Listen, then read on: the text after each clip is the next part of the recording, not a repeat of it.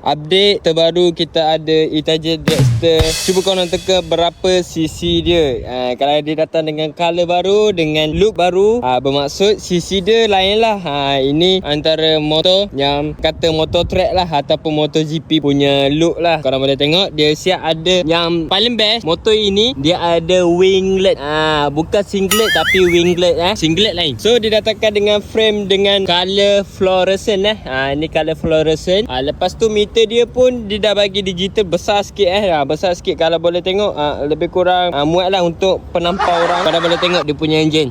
Engine dia ni yang paling jackpot ni. Sebab apa? Sebab engine dia besar. Kali ni dia datang dengan engine yang besar. Dan yang paling best, motor ini kita bagi juga tongkat. Korang tahu tak? Kita sudah bagi tongkat. Kalau sebelum ni model yang cc kecil tu dia tak ada tongkat, tapi dia ada tongkat dua. Yang ini dia ada tongkat. Alo.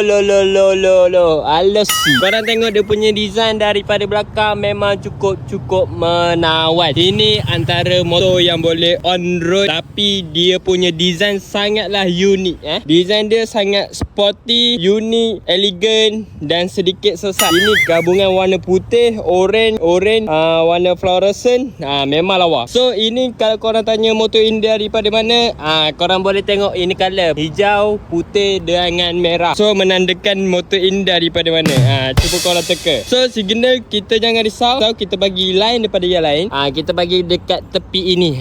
Dia punya signal. Ini dia punya signal. So kalau korang boleh tengok daripada depan, memang cukup lawa. Siapa berminat dengan skuter yang paling premium, korang boleh dah dapatkan di Motorcycle Center di Pertanian Jaya. Okay.